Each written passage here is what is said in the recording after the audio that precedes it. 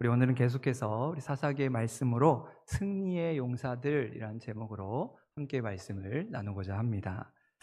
어느 주일학교 선생님이 아동부 아이들에게 하나님은 어떠한 분이신가를 설명하면서 하나님은 마치 우리 아버지와 같은 분이시다 이렇게 비유로 풀어 설명을 했습니다. 그런데 그 말을 들은 한 어린 아이가 갑자기 눈물을 막 글썽이더니 울기 시작하는 것입니다. 그래서 선생님이 깜짝 놀랐죠. 그러면서 너 왜 울고 있느냐라고 물었더니 학생이 이렇게 대답합니다. 선생님, 저희 아버지는 매일 밤 술에 취해서 들어와 저희 엄마와 저를 그렇게 때립니다. 만일 하나님이 그런 아버지 같은 분이라면 저는 하나님이 너무 무섭습니다 라고 대답한 것입니다. 그 말을 들은 선생님이 말문이 막혔습니다. 그리고는 그 아이를 이렇게 안아주면서 그래, 그래서 우리가 하나님을 제대로 아는 것이 참 중요하단다. 하나님은 절대 무서운 분이 아니야. 하나님은 너를 위해 싸우시고 너를 지켜주시는 분이란다. 하나님은 우리를 괴롭게 하는 분이 아니라 약한 우리를 강하게 하시고 두려움 속에 있는 우리에게 평안을 주시는 분이란다. 그 아이의 마음을 보듬어 주면서 위로해 주었습니다. 여러분, 오늘날 사람들은 하나님에 대해서 오해를 합니다. 그래서 미국의 어린 아이들에게 하나님은 누구를 가장 닮은 것 같느냐라고 질문을 했더니 그들의 대답에 1위로 나온 대답이 하나님은 경찰관과 같은 분이다 그렇게 대답했습니다. 왜냐하면 미국에는 도로 위에 제일 왕이 경찰이거든요. 그러니까 경찰한테 꼼짝을 못하게 되는데 그래서 왜 그런 경찰관이라고 생각했느냐 아이들에게 물었더니 서로의 대답이 달랐습니다. 어떤 아이는 하나님은 우리 경찰관처럼 우리를 지켜주시는 분입니다. 우리를 돌보아 주시고 어려움이 있을 때 우리에게 찾아와서 도움을 주시는 분입니다. 그렇게 대답했습니다. 그런데 다른 아이는 하나님은 경찰관과 같은 분입니다 대답하면서 그 이유를 말하는데 하나님은 경찰관처럼 사람들의 죄를 추적해서 혼을 내고 딱지를 떼고 감옥에 보내는 분입니다. 그렇게 대답을 했다는 것이지요. 같은 하나님을 바라보면서도 전혀 다른 생각을 가지고 때로는 우리가 하나님을 오해하고 잘못된 인식으로 우리의 신앙이 일그러질 때가 있다는 것입니다. 그렇게 우리는 하나님을 늘 가까이 하면서 우리의 두려움을 씻어주시는 사랑이 많으신 하나님, 인자가 많으신 하나님, 우리를 따뜻하게 안아주시고 보듬어 주시는 하나님을 바라보면서 오늘 우리에게 은혜를 베풀어 주신 그 하나님을 만나고 그 하나님을 경험하는 성도들의 삶이 될 수 있기를 간절히 소망합니다.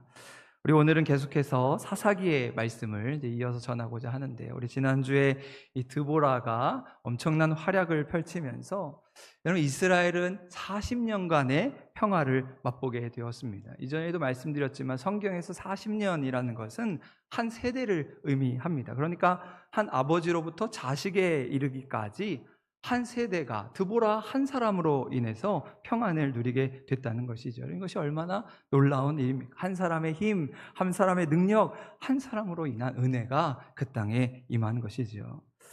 여러분, 그런데 문제는 이제 드보라가 죽게 되었을 때, 세상을 떠나게 되었을 때 이스라엘 백성들이 또 하나님의 은혜를 잊어버리고 바알을 따라가고 자기의 욕심을 따라 죄의 길을 걸어갔다는 것입니다. 그래서 저는 성경을 볼 때마다 참 이스라엘 백성들도 어지간하다.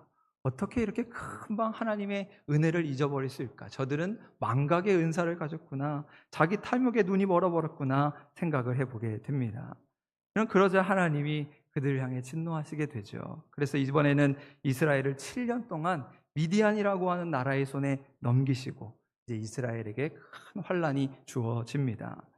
여기에서 미디안이라는 사람들은 유목민이었습니다. 그러니까 우리나라를 기준으로 생각해 보면 우리나라 위쪽에 있는 몽골 사람들을 생각해 보면 될 것 같습니다. 그들은 말이나 낙타를 타고 목축의 먹이를 찾아서 유랑하며 떠도는 민족이지요. 그러다 보니까 이 광야에 먹을 것이 없고 또 마땅한 터전이 없어서 돌아다니면서 어떤 만만한 부족, 조금 약한 사람이 있으면 그들의 것을 약탈하고 그들의 것을 빼앗아서 생계를 이어간 것입니다. 여러분, 그런데 이 미디안 족속의 먹이를 찾다 헤매면서 이스라엘 지경에까지 이르게 됩니다. 그리고는 그들의 많은 가축대를 몰고 와서 이제는 이 이스라엘 사람들의 생존의 터전을 유린하고 약탈하고 빼앗게 된 것이죠. 가나안 땅에서 나는 소산물, 곡식, 가축을 다 약탈하고 이스라엘 백성들의 터전을 송두리째 짓밟아 놓았습니다. 마치 우리나라 역사에서 조선시대에 일본의 왜구놈들이 이제 배를 타고 와서 그 해안가 힘이 없는 백성들, 그 백성들의 터전을 약탈하고 여자들을 겁탈했던 그런 모습과 비슷하다고 할 수 있겠습니다. 그러자 이스라엘 백성들이 어떻게 했겠습니까? 그제서야 하나님을 찾고 하나님께 부르짖게 됩니다. 하나님 살려주세요. 하나님 도와주세요. 그런데 우리 하나님 바보이십니다. 그들에게 속았는데 또 속아주기로 하십니다. 그래서 그들에게 사사 한 사람을 세우시고 그들을 구원하는 이야기가 오늘 사사기 본문의 내용입니다. 그리고 그 오늘 말씀의 주인공은 우리에게 너무나도 잘 알려진 기드온이라는 사사이지요. 어느 날 기드온이 상수리 나무 아래에 앉아서 일을 하고 있었습니다. 이제 우리로 말하면 방앗간 같은 곳, 포도주 틀에서 혹여라도 저 미디안 사람들이 쳐들어와서 내가 타작하고 있는 이 밀을 훔쳐갈까 몰래 숨어서 두려운 마음으로 아무도 모르게 밀을 타작하고 있었습니다. 그런데 바로 그때 하나님의 천사가 그 소심해서 숨어있는 용기가 없어 두려움 가운데 있는 기드온을 찾아갑니다. 그리고 기드온을 향해 하시는 말씀이 오늘 본문 이제 앞장에 있는 6장 12절의 말씀인데요. 우리 화면을 보시고 같이 한번 읽겠습니다. 시작. 여호와의 사자가 기드온에게 나타나 이르되 큰 용사여 여호와께서 너와 함께 계시도다 하매. 지금 용기가 없어서 사람들의 눈을 피해서 숨어서 타작하고 있는 그 기드온을 향해서 큰 용사여 그를 부르고 있습니다. 여러분, 비록 기드온의 성품 자체가 아주 소심하고 내성적이고 굳이 사람들 앞에 나서지 않으려고 하는데 오히려 하나님의 천사는 그를 향해서 너는 큰 용사다, 큰 하나님의 사람이다 용기를 불어넣어주고 있습니다. 그러자 이제 기드온이 그 천사를 만나서 자기가 평소에 가지고 있던 생각을 꺼내놓게 됩니다. 하나님, 지금 저 미디안의 횡포로 인해서 우리 민족이 이렇게 고통을 받고 있는데 하나님이 우리와 함께 하신다면 왜 우리가 이런 어려움을 당해야 합니까? 옛적엔 놀라운 기적도 일으키시고 홍해도 가르시고 만나도 주셨는데 그 모든 기적이 다 어디에 간 것입니까? 하나님, 우리를 버리신 것 아닙니까? 그래서 우리가 이 미디안 손에 넘어간 것 아닙니까? 막 폭풍처럼 하나님을 향해 질문을 쏟아냅니다. 그럼 때로 우리도 이런 생각에 사로잡힐 때가 있지요. 왜 하나님은 우리에게 고통을 허락하시는가? 하나님 전능하시다고 하는데, 하나님 능력이 많으시다고 하는데 그냥 우리 편하게 좋은 일만 허락하시면 아니 되는가? 그런데 그뿐만 아니라 설상가상이라고 때로 그 어려움이 막 한꺼번에 몰려올 때가 있습니다. 그래서 어떤 사람들은 차라리 죽는 것이 사는 것보다 낫겠습니다. 자신의 신세를 한탄하게 되죠. 그런데 바로 그때 이제는 하나님께서 직접 등장하십니다. 처음에는 천사를 보내셔서 기드온에게 말씀하셨던 하나님이 두려워 떨고 있는 기드온에게 직접 찾아가십니다. 그리고 기드온에게 용기를 주시고 표징을 보여주시고 너는 할 수 있다, 내가 너와 함께 하겠다 확신을 주면서 믿음을 갖게 하셨습니다. 그래서 그 포도주 틀에 숨어있던 겁쟁이 기드온이죠. 용기가 없는 기드온이 하나님을 붙들고 씨름하게 됩니다. 그리고 변화되지요. 겁쟁이에서 갈등과 이 씨름의 단계를 거쳐서 이제 위대한 이스라엘의 사사로 세워지는, 사사로 순종하는 법을 배워가게 됩니다. 그래서 기드온이 직접 이스라엘 군대를 이끌고 그들의 지도자요 리더가 되어서 이 미디안과의 전쟁터로 나가게 되는 것입니다. 그런데 막상 기드온이 지도자가 되어서 이제 싸워봅시다 하고 군사를 모아보니까 군사가 너무 적은 숫자였습니다. 저 미디안은 말 타고 낙타 타고 칼을 들고 이 전쟁에 능한 민족인데 이스라엘은 무기 하나 변변치 못한 그야말로 오합지졸의 군대였습니다. 그럼에도 하나님은 기드온에게 힘 주시고 능력 주셔서 이제 그에게 남겨진 300명의 용사로 저 미디안 군사 15만 명을 물리치는 성경의 역사에서 가장 통쾌한 대승을 거두게 됩니다. 그렇다면 어떻게 이런 놀라운 승리를 기드온이 일궈낼 수 있었을까? 오늘 주시는 말씀 속에서 은혜를 나누고자 합니다. 먼저 이 기드온이 승리의 용사가 될 수 있었던 비결은 뭐니 뭐니 해도 기도입니다. 그것이 바로 오늘 우리 7장 본문 1절의 말씀인데요. 화면 보시고 같이 한번 읽겠습니다. 시작. 여룻바알이라 는 기드온과 그를 따르는 모든 백성이 일찍이 일어나 하롯셈 곁에 진을 쳤고 미디안의 진영은 그들의 북쪽이요 모레산 앞 골짜기에 있었더라. 이 구절에서 우리가 눈여겨볼 말씀은 제가 주황색 글씨로다가 표시를 해놓았는데 모든 백성이 일찍이 일어났다는 것입니다. 물론 피상적으로 보면 이제 전쟁을 해야 하니까 아침부터 열심히 준비했겠다, 그렇게 피상적으로 볼 수 있겠지만, 여러분, 그러나 기드온과 이스라엘 백성들은 아침에 일찍 일어나 하나님께 기도했을 것입니다. 하나님, 이 전쟁에서 승리하게 하여 주옵소서. 하나님, 우리를 도와 주옵소서. 새벽을 깨우고 아침을 깨워서 기도하는 자리에서 하나님이 주시는 승리를 맛보게 된 것이지요. 그렇게 승리의 비결은 바로 기도의 자리였습니다. 뭐니 뭐니 해도 기도를 통해서 기도의 자리에서 승리하는 자가 영적인 싸움에서 승리할 수 있는 것이지요. 그런데 이와 비슷한 내용이 여호수아서에 그대로 소개가 됩니다. 여호수아가 모세의 뒤를 이어서 이제 이스라엘의 지도자가 되지요. 근데 여호수아는 그때 너무도 두려웠습니다. 저 이스라엘 백성들을 내가 어떻게 이끌 것인가. 그런데 당장 여호수아 눈앞에 닥친 것은 저 넘실거리는 요단강을 건너서 저 철옹성과 같은 여리고를 정복해야 하는 일이었습니다. 그때 그 모습을 성경이 이렇게 이야기합니다. 여호수아 3장 1절 말씀인데요. 또 여호수아가 아침에 일찍 일어나서 그와 모든 이스라엘 자손들과 더불어 시딤에서 떠나 요단에 이르러 그 요단을 건너가기 전에 거기서 유숙했다는 말씀입니다. 그럼 여호수아는 이 요단강이라고 하는 그 큰 어려움 앞에서 이 기드온의 백성들과 마찬가지로 아침에 일찍 일어나 요단을 향해 나아갑니다. 그렇다면 여호수아가 아침에 일찍 일어나서 무엇을 했을까? 그냥 바람 쐬고 산책이나 했을까? 저는 여호수아가 아침에 일찍 일어나 하나님과 독대했으리라 생각합니다. 새벽에 무릎을 꿇고 저 가나안 땅을 향해 어떻게 나아갈 수 있을까 처절하게 씨름하면서 기도했을 것입니다. 그리고 그때 하나님께서 요단을 건너 여리고를 넘게 하시는 기적을 베풀어 주셨습니다. 여러분, 기도하는 자가 세상을 깨우게 됩니다. 기도하지 않고는 세상을 변화시킬 수 없습니다.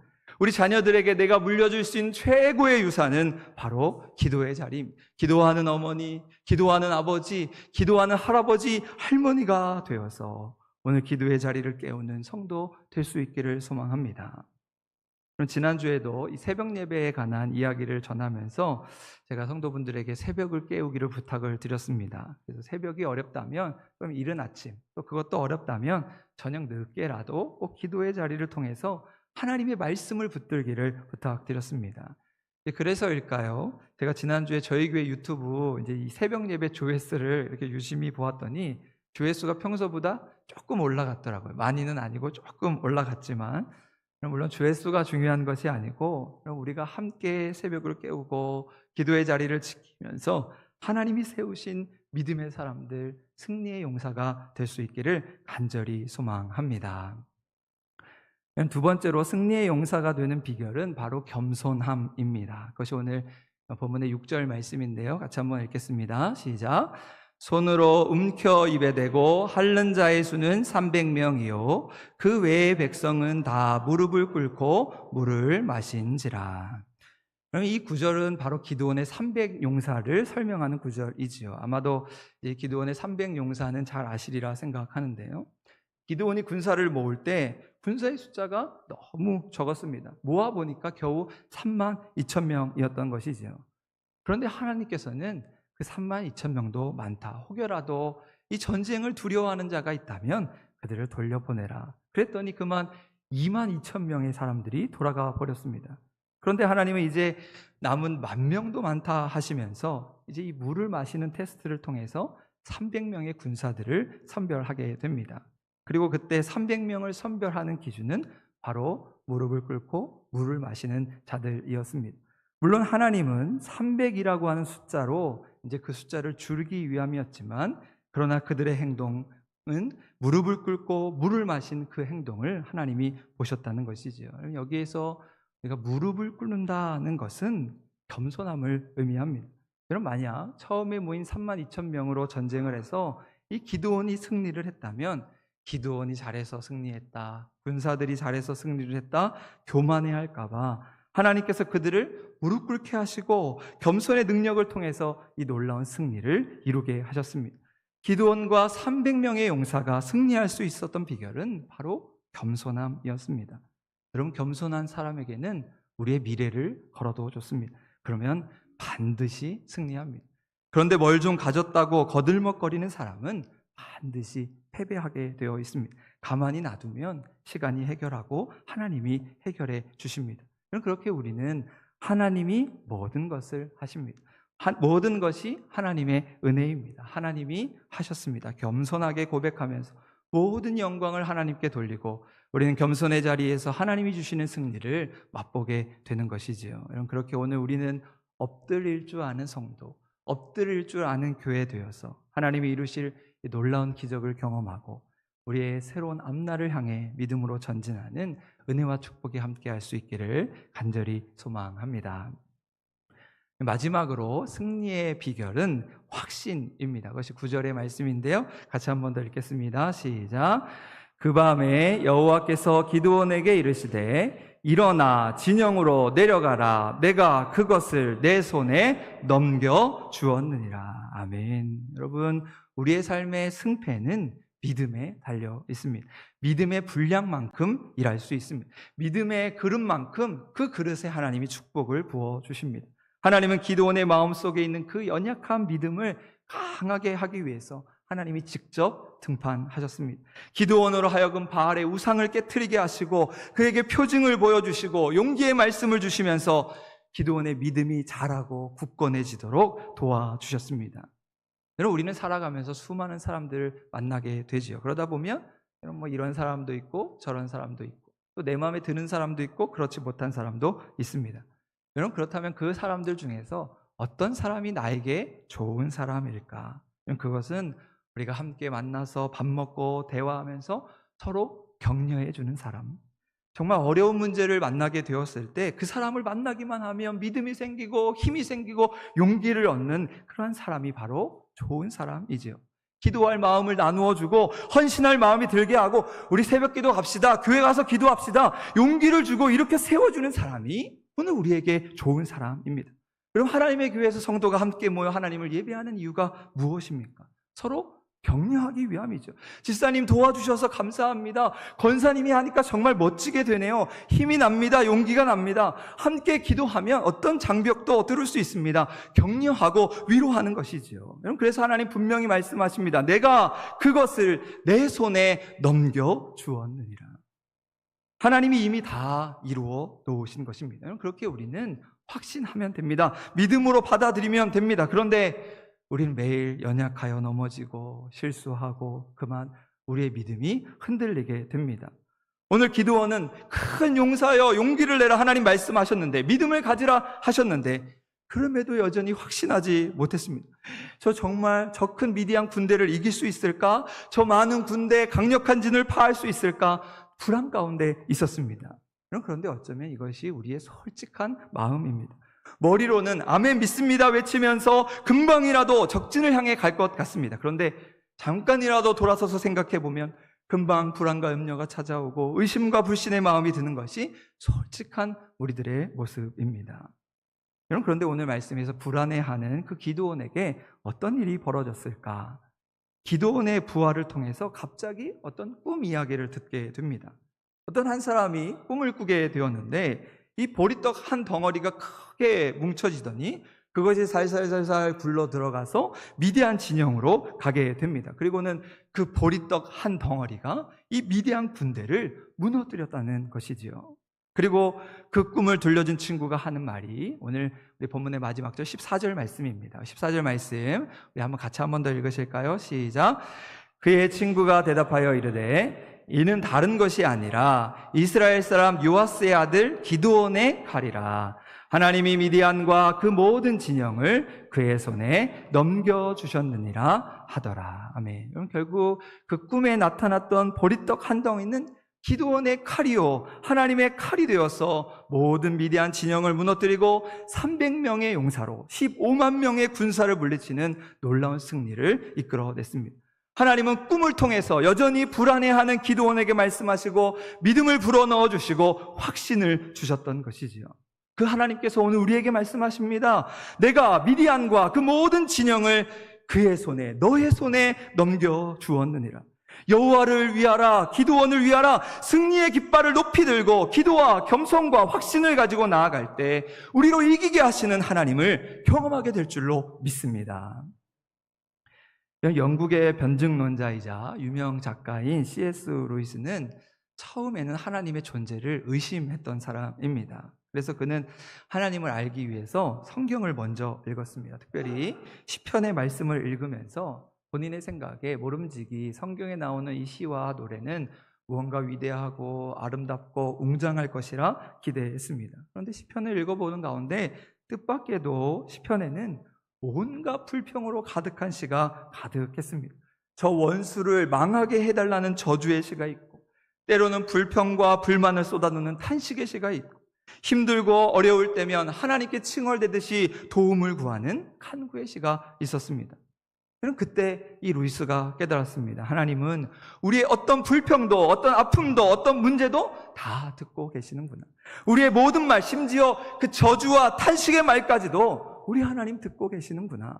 우리의 어떤 고통도, 어떤 절망도 다 이해하시고 우리를 품어주시는 하나님, 우리를 이해해 주시고 우리를 인도하시는 하나님이심을 깨닫게 되었습니다. 여러분, 그렇게 우리는 사람이 아니라 하나님께로 나아가야 합니다. 우리의 연약함을 다 아시는 하나님의 그 보좌 앞으로 담대히 나아가서 우리를 안심시키시고 우리를 붙들어 주시는 하나님을 더욱더 사랑하고 하나님을 신뢰하면서 승리의 용사로 살아가게 되는 것이죠. 오늘 이 시간 우리 모두가 이 기드온의 칼을 높이 들고 여호와 하나님이 주시는 놀라운 기적과 같은 은혜를 붙들면서 기도의 자리에서, 겸손의 자리에서, 믿음과 확신의 자리에서 승리할 수 있는 우리 모든 한사랑교회 믿음의 성도 될 수 있기를 주님의 이름으로 간절히 축원합니다. 아멘.